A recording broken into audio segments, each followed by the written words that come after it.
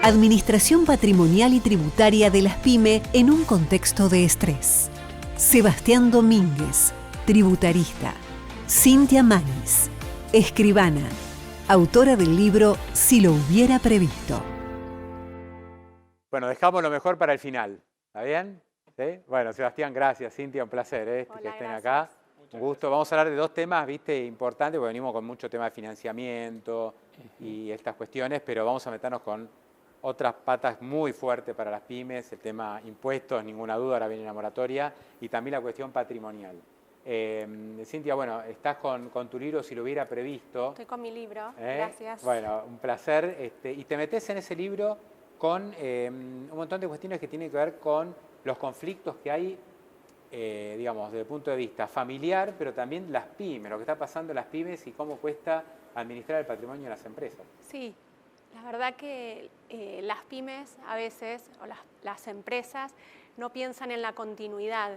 Cuando empiezan a emprender con el deseo de ganar plata y de hacer un proyecto, no piensan en la continuidad de la empresa, sea pyme o sea una empresa familiar.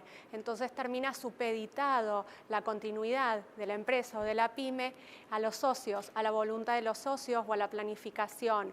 Entonces la idea es proponer una proyección para las empresas, para que puedan desde el inicio tomar conciencia y prever el tema de la continuidad con sus herederos o quien ellos consideren que puede ser apto para poder darle continuidad. Claro, hay en la Argentina, y creo que en todo el mundo, ¿no? Las pymes son familiares, básicamente. Después hay pymes que son socios, etcétera, pero hay mucha pyme familiar.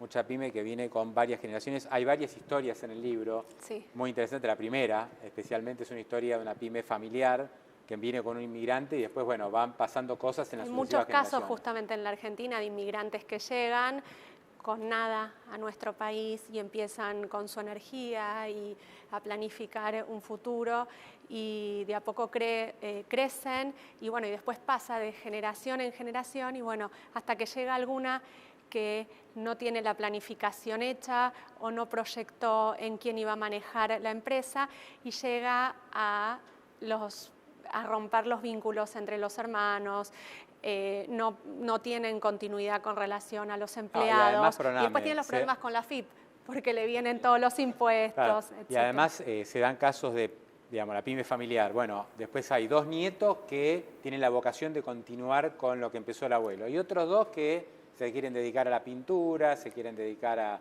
recorrer el mundo. Sí, pero como ¿Qué pasa, no? Pero como no está relación? pensado Claro. en cómo va a ser esa continuidad, todos tienen derecho sobre eso. Entonces, los beneficios que le da la empresa o el patrimonio, todos tienen el mismo derecho. ¿Y qué se hace ahí? Porque viene el que viaja y dice, yo soy tan dueño como vos que estás ahí adentro. Hay ¿no? distintas herramientas jurídicas Claro. que uno puede pensar, que son crear un fideicomiso de administración o el pacto de herencia futura, que está muy en boga en diferentes partes del mundo y que acá es una incorporación que da el Código Civil y Comercial con la reforma del 2015, que es la posibilidad que tienen en pensar en la protección de un establecimiento comercial, tanto salvaguardando los vínculos de los mismos familias como salvaguardando la empresa, la continuidad de la misma. Eso es la protección. ¿Por qué cuesta tanto en la pyme familiar hablar estos temas? Porque siempre se llega al conflicto. Al final, viste, o no siempre, pero es muy común escuchar conflicto. Vos en tu oficina seguramente lo debes recibir. ¿Por qué cuesta tanto? Hay muchos temas tabú, hay muchas cuestiones que se llevan a la mesa familiar del domingo, a la comida, claro, donde se mezclan lo que es la empresa de lo que es las relaciones familiares. Entonces a veces se encuentra en situaciones donde empezamos a discutir en una comida familiar cosas de la empresa. Entonces hay que poder separar qué es la empresa y qué es la relación familiar. Yo creo que eso es encauzándolo. Uno lo puede encauzar desde las herramientas jurídicas, como hay un montón, desde también la planificación de quien hace un estatuto, que por ahí no es una empresa familiar y lo planifica con un estatuto de una sociedad anónima con cláusulas para societarias de los socios. Hay muchas herramientas que pueden proteger de esta manera los vínculos de amistades, los vínculos de los hermanos. Claro, porque en el libro, dentro de las historias, contás una que creo que ha tenido mucho impacto, ¿no? De tres amigos no vamos a spoilearla, pero 3 amigos de la infancia que generan una empresa a partir de la amistad. Sí. Después van pasando cosas. Pero también en esos vínculos de amistad, por eso vos en el libro decís preservar justamente las amistades, Sí. porque en general cuando uno hace una sociedad es porque sos amigo de la persona, tenés un feeling con esa persona y después no siempre terminan bien las Como cosas. se dice, el affectio societatis Obvio. cuando uno se junta. Y después terminas lidiando con la cónyuge de tu amigo porque hubo una Pasó algo. situación que pasó y que no puedes seguir hablando con él y no fue previsto, o con los hijos, y no era tu deseo, sino que el deseo era poder continuar con la empresa o resolverlo con los mismos socios. Es como aquí hay que tratar, a ver si entiendo bien, de separar. Bueno, esta es mi amistad con la persona que hice la sociedad y después está la sociedad en sí misma. Tengo que darle continuidad a esa sociedad más allá de, bueno, las situaciones que vayan pasando con esta amistad. Sí, y no condenar la empresa que uno con tanto esfuerzo empezó a levantar, o tantos emprendedores que empiezan a pensar en hacer proyectos nuevos, no condenarlo a la subsistencia de los propios personas que la empezaron a fundar. Entonces, la idea de poder pensar en la proyección de un patrimonio, yo creo que se trata de adelantarse, ¿no? Si nos pudiésemos adelantar un poco, podemos prever mejor los conflictos del Uno mañana. está muy metido en que si el dólar sube o baja o qué va a resolver el Banco Central hoy con el cepo cambiario. Entonces estamos muy metidos en el minuto, ya no en el día a día o en el mes a mes, acá es el minuto a minuto. Pero hay que sentarse a pensar en estas cosas porque uno quiere que su empresa, su sociedad o sus relaciones continúen durante muchos años, no en los próximos 5 minutos. Sí, y no confundir que sentarse a hablar no significa pelearse o creer que uno tiene un conflicto. Sentarse a hablar es pensar en el bien de uno, del socio y en el bien familiar de cada uno. Entonces, no siempre es sentarse a hablar porque uno cree que tiene un conflicto. ¿Y vos como escribana qué rol jugás en eso? La idea mía es ayudar a la gente a que cuando se acerca y empieza a pensar en la proyección de un emprendimiento o ya viene con un tema conflictivo, tratar de pensar y evaluar los jugadores para tratar de encaminarlo para que el día de mañana esa empresa tenga continuidad y que haya menor conflicto posible. O sea, hay que ir a la escribanía antes de ir al abogado, ¿no? Hay que evitar el conflicto. Cuando uno llega al abogado es porque ya hay un litigio. Claro. Trataríamos de evitar el litigio y preservar los vínculos, que de eso se trata. Bueno, te voy a pedir el libro, un minuto si me lo prestás. Gracias, a ver si lo podemos mostrar en la cámara. Ahí está, si lo hubiera previsto, ¿sí? El libro de Cintia Manis, que anduvo muy bien. Cintia, te quería preguntar esto, ¿no? Porque estamos hablando de pymes y, bueno, si lo hubiera previsto, cómo una adecuada planificación patrimonial puede salvar vínculos familiares, negocios y amistades. Está muy bueno. Y además contame brevemente esta experiencia, porque lo lanzaste el libro prácticamente arrancando la cuarentena. La idea era lanzarlo para el 30-31 de marzo. Me encontré con todos los libros ya en mi oficina para poder hacerlo y, bueno, obviamente la situación no se pudo. Así que la verdad que tuve una recepción muy buena, mucha gente interesada y además les quiero contar a las pymes, a la gente que escucha, que emprendan, que bueno, en este caso yo estoy emprendiendo un proyecto y que lo hice todo de manera privada, que no lo hice con una editorial, que la imprenta me ayudó muchísimo. Digamos, independiente, que no lo hice y que la verdad que resultó bárbaro. Estoy muy contenta Claro, con el porque ahí resultado. se juntó también el tema de la pandemia y cómo cambiaron algunos hábitos.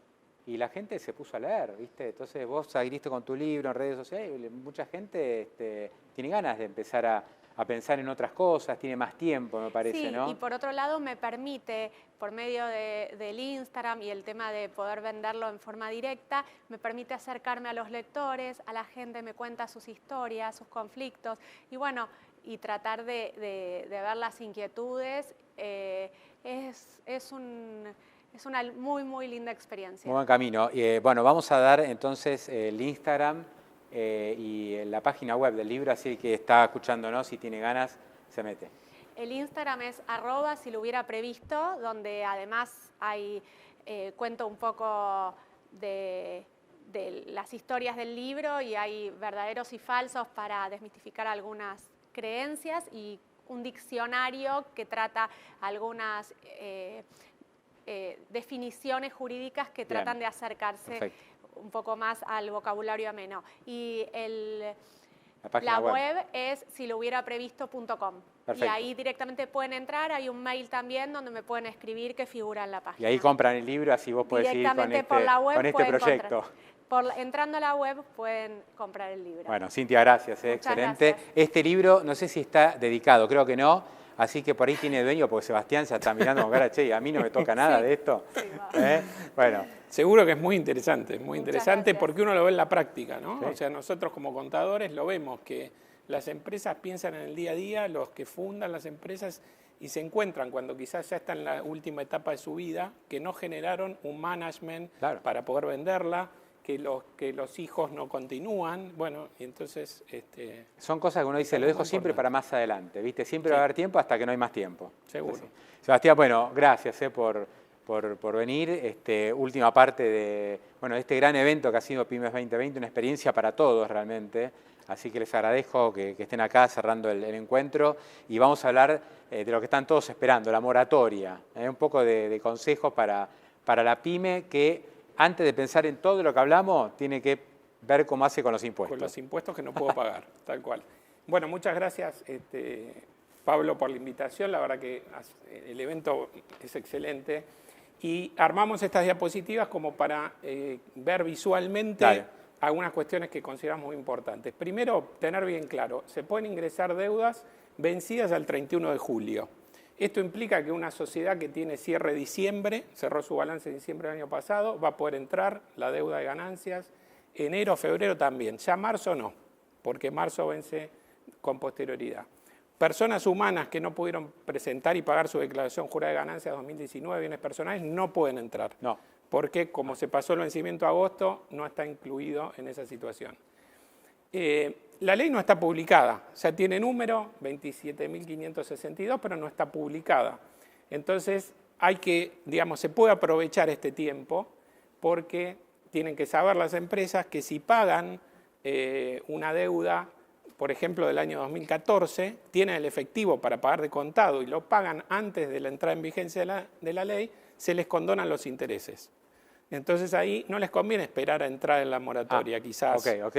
O sea que no en todos los casos hay que esperar, sino que en algunas situaciones es mejor pagar y después no tenés la cuestión de intereses que se van acumulando. Exacto. Si tienen disponibilidad de efectivo, quizás les conviene entrar ahora. Hay que analizar cada caso particular. Perfecto. ¿Y cuándo se va a publicar? Porque también uno puede entrar en la moratoria actual, porque ahora la moratoria está vigente hasta el 31 de agosto.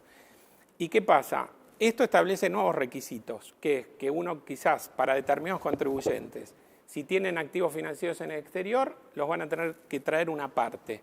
Entonces, si encuadran en esa situación, quizás le conviene, si tiene deudas hasta el 30 de noviembre del año pasado, incluirlas en la moratoria actual y no esperar a la publicación y vigencia de esta nueva ley. Otra cuestión importante es cuando vence la primera cuota. ¿Sí? Muchos están preocupados porque todavía siguen sin ingresos, la pandemia lo sigue afectando. Entonces, ¿cuándo vence la primera cuota? 16 de noviembre. Y ahí lo que hay que tener en cuenta, si bien se había pedido que vence en enero del año próximo, para ya haber superado un poco más este tema de la pandemia, lo que hay que tener en cuenta, sobre todo las pymes, es que pueden atrasarse en el pago de cuotas. Entonces, entran en la moratoria y si no tienen disponibilidad de fondos en noviembre, diciembre, pueden pedir el stop debit de esas primeras cuotas. Entonces ahí, obviamente, van a correr intereses. ¿Cuánto tiempo hay? ¿Cuánto tiempo de stop debit? Hasta 6 cuotas. Con 6 cuotas le va a caducar. Porque viste que antes te cae una cuota, no la pagaste, afuera la moratoria. Claro. Ahora no es tan... Para pymes 6 cuotas, con lo cual pueden atrasarse varios meses y eso les puede dar un aire mayor. Pero después una cuestión novedosa que hay es que algunos contribuyentes van a tener, si tienen activos financieros en el exterior, van a tener que repatriar una parte de esos activos. Entonces, ¿cuáles son estos sujetos? Si uno es una pyme con certificado pyme, se puede quedar tranquilo, no va a tener que repatriar, aun cuando tenga activos financieros en el exterior. Esos activos financieros en el exterior son de diverso tipo. Puede ser dólares en una cuenta, acciones, bonos, participación en sociedades, etc. Si es una pyme sin certificado pyme, bueno, ahí sí, ya se puede adherir y tratar de conseguir el certificado hasta el 31 de octubre, que va a ser la fecha de adhesión límite, pero si no lo consigue va a tener que reformular su plan y si tiene activos financieros en el exterior va a tener que repatriar por lo menos el 30%. Y eso es un requisito que se ha incorporado, no estaba en el proyecto del Poder Ejecutivo, se incorporó en diputados. Ahora que hablas de repatriación de activos y se vuelven locos, ¿qué significa eso? Bueno, yo soy una empresa que no es pyme, por ejemplo, o es pyme pero no tiene certificado, y como empresa tengo en el exterior $50.000, por ejemplo, en efectivo. Bueno, tengo que repatriar el 30%. Somos todos pyme. 15.000. Pyme con certificado, ¿no? Claro. Porque si no, y si no sos pyme con certificado, tenés que repatriar. Tenés que repatriar. Exacto. Para poder entrar, hay 60 días desde que uno se adhiere para repatriar el 30% de los activos. El que tiene que tener el activo es la empresa, no el individuo. Bueno, ¿qué pasa ahí? Una sociedad que no es pyme, o sea, no tiene certificado. La sociedad tiene que traer el 30%, pero también sus socios o accionistas, directos o indirectos. Entonces, ahí la sociedad le tiene que preguntar a los accionistas, ¿ustedes tienen activos? ¿Y por qué le tiene que decir el accionista a la sociedad si tiene o no tiene? ¿Por qué tiene que un socio saber qué otro tiene? Se habló poco o de no este tiene? tema, ¿eh? Se habló muy poco. Fue algo incorporado a la Cámara de Diputados. Primero era para todos los contribuyentes, después, por suerte, en diputados lo limitaron. O sea, para clarificar, porque nosotros tenemos el público pyme, si sos pyme, no entra este tema de repatriar activos, pero siempre con el certificado pyme. Así que imprescindible el como vimos durante pyme. todo este evento, hay que tener el certificado de pyme. No basta ser pyme, hay que tener el certificado además. Es imprescindible, digamos, para esto. Y ahora vamos a ver otro requisito que sí en principio les aplica, que tampoco es bueno, pero bueno, está y hay que saberlo. Entonces, este problema de tener que repatriar, habrán visto Pablo, Cintia, que prácticamente nadie repatrió para pagar menos bienes personales por los bienes en el exterior, porque no quería repatriar el 5%. Ahora pedirles un 30% probablemente sea algo que no lo quieran hacer o que no lo pueden hacer, porque quizás tienen una sociedad que realiza una actividad comercial en el exterior y no pueden vender las acciones. Pero bueno, la realidad es que eso está en la norma. La cantidad de cuotas es bastante amplia, o sea, las pymes tienen 60 cuotas para pagar la parte de aportes personales de la Seguridad Social, aportes patronales, las retenciones y percepciones de impuestos y de Seguridad Social, y después tienen 120 cuotas para las demás obligaciones. O sea que la realidad es que pueden financiar en mucho tiempo esas obligaciones que quizás se les han generado en este tiempo, hasta el 31 de julio. Las grandes tienen menos cuotas, pero también son amplias. Ahora, ¿qué pasa con la financiación? Primero, a las pymes en principio puede la FIP no fijarles un pago a cuenta y esperamos que eso haga, porque las pymes quizás no pueden. A veces se les pide el 1% del pago a cuenta de la deuda total y es mucho. Bueno, quizás no se lo pide. A las grandes sí se lo va a pedir obligatoriamente. Pero el tema de la financiación, que hay que analizar también, es que durante las primeras 6 cuotas es el 2% mensual y después se va a aplicar la tasa Badlar. Entonces, a veces uno piensa, está acostumbrado a los planes de pago anteriores que decía tasas que eran tasas bajas, pero hoy la tasa Badlar no es tan baja, está casi en el 30%. 30%. Entonces, hay que ver cómo se desenvuelve esa tasa, porque puede ser una tasa alta para un plan de este tipo y que en el futuro sería bueno que se llegara. O sea que digamos, el consejo por ahí es no alargar tanto el plan innecesariamente. Claro, es decir, el que pensaba, bueno, voy a licuar la deuda, pido las 120 cuotas, no. Tiene que analizar cada caso particular, ver su disponibilidad y quizás pedir menos cuotas. Aparte, que Sebastián, en algún momento hubo planes que eran cuota fija. Claro. Decía, bueno, vos ponés la cuota fija, ahora no, ahora la cuota va a ir subiendo. Claro, ya hace varios años se fue a la variable y ahora con esta tasa Badlar es un interrogante qué efecto va a tener. Hay que aprovechar las 6 primeras cuotas, que es tasa fija muy... Que es una tasa fija del 2. Ahora, estas nuevas caducidades son un problema que hay que tener en cuenta. Estas nuevas caducidades, son las primeras 3 que tenemos ahí, que se aplica básicamente para empresas grandes o pymes sin certificado, podríamos decir, que son estas nuevas que tienen alguna relación, aunque son diferentes, con el ATP. ¿sí? El ATP, el programa ATP que dijo, bueno, si uno pide el ATP no puede distribuir utilidades, por ejemplo. Bueno, acá la caducidad es que si uno después de pedir el plan distribuye utilidades, entonces le cae el plan. Déjame aclarar, Sebastián, si hay alguna pregunta sobre este tema y nos quieren hacer, que la acerquen. Lo Sí, mismo de las cuestiones seguro. de, digamos, de sucesiones y temas patrimoniales que habló recién Cintia. Pueden ingresar preguntas y tratamos de responder. Sí, las vemos. Esto es por un plazo determinado. Es decir, en principio la ley se va a promulgar en agosto. Y es agosto y 24 meses más. O sea que durante 2 años y 1 mes no se podrían hacer estas operaciones en la medida que el plan esté vigente. Ahí volvemos, Pablo, a que quizás conviene pedir menos cuotas. ¿Para qué? Para cancelar la deuda en 12 meses y después a quedar liberado y poder distribuir dividendos, pagar pagar intereses al exterior a vinculados, pagar la asistencia técnica, todas cosas vedadas que si uno lo hace después que terminó el plan, no hay problema. Hay que analizarlo muy bien esto, ¿no? Porque uno entra a la moratoria y después queda, es como el crédito al 24%. Mucha gente lo tomaba y después no podía actuar en el mercado de cambios, tenía muchas restricciones. ¿Y Exacto. esto pasa para algo parecido? Sí, está la salida igual, si alguien se equivoca, no lo analiza y pide muchas cuotas, después precancelar. Sí. Puede tener esa posibilidad, pero lo ideal es planificarlo. Ahora, el problema que se generó con la ley en la Cámara de Diputados es que se incorporó un requisito que, como está en la ley, hoy por hoy se aplica a todos, también a las pymes con certificado. Y es que, teóricamente, no se va a poder transferir activos financieros al exterior ni comprar activos financieros en el exterior. En otras palabras, una pyme, o sea, una persona, un profesional que tiene certificado pyme, tiene $10.000 en su cuenta bancaria, quiere transferirlos al exterior a una cuenta propia, lo puede hacer, no hay limitación hoy. Pero si lo hace, le va a caer el plan. O si tiene un paquete de inversiones en el exterior que ve que está bajando el precio y entonces decide, bueno, voy a vender algunas para comprar otras y no perder demasiado dinero. Puede vender, pero no puede comprar. Cosas que no son razonables para nada, pero están en la norma. Con lo cual, esperamos que esto se resuelva vía reglamentaria, que un decreto diga que esto se aplica para las grandes o que lo limite, ¿no? Totalmente. Y por último, esto lo pidió la oposición, se negoció, se incorporaron beneficios para cumplidores, porque el que cumple y después sale esta moratoria es el que se frustra, el que se siente que siempre está cumpliendo y se beneficia el que no cumple. Obviamente hay muchas empresas que no pudieron cumplir porque la pandemia los afectó y no tienen los fondos.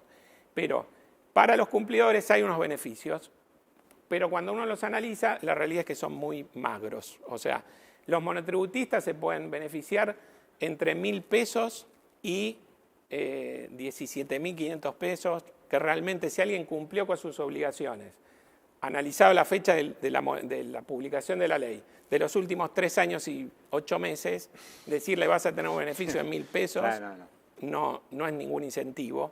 Y bueno, y así para personas humanas que tengan actividad que no sea relación de dependencia. Son muy magros los beneficios, la verdad que claro, como que te dan ganas de no cumplir. Claro, o sea, no es como una tomada de pelo, parecería más que un beneficio al cumplidor. Digamos que esas básicamente creemos que son las cuestiones principales que nos parecía importante destacar. Y esto analizar en cada caso particular qué conviene hacer. Si conviene pagar algo antes de la publicación de la ley, entrar en la moratoria anterior, entrar en la nueva, pedir la cantidad de cuotas, bueno, toda una cuestión de planificación, un poco como Cintia en otro aspecto, que nos parece importante realizar. Bueno, como verán, se mezcla siempre el tema planificar. Hay que planificar, no hay que dejar las cosas para el último minuto, no pensarlas, ¿no? O sea, fíjate, Cintia, como el tema tributario y el tema de patrimonio se mezcla acá, ¿no? O sea, siempre está el tema de proyectar, de poder planificar las cosas, de pensar cómo sigue esto. Creo que también te debe pasar que después te llegan los clientes y te dicen, ¿cómo no lo hice? Ya me metí en esto por no haber hecho una planificación correcta. Seguro. Y sí, sí. está bien esto de pensarlo antes de... Todo el tiempo. Incluso esta moratoria tiene este aspecto particular que si te metes es muy interesante esto, ¿no? De lo que estamos hablando, porque vos te metés y ya quedás como atado de pies y manos, ¿no? O sea, con compromisos. Te quedás comprometido, claro. Hay cosas que puedes hacer, cosas que no. Eso hay que tenerlo muy en cuenta, igual que el tema de la planificación, ¿no? De patrimonial, etcétera, uno toma una decisión o no toma una decisión y después esto te va a afectar en el futuro. Sí. ¿Así? Más por no tomar, sí, tal cual. Tal cual.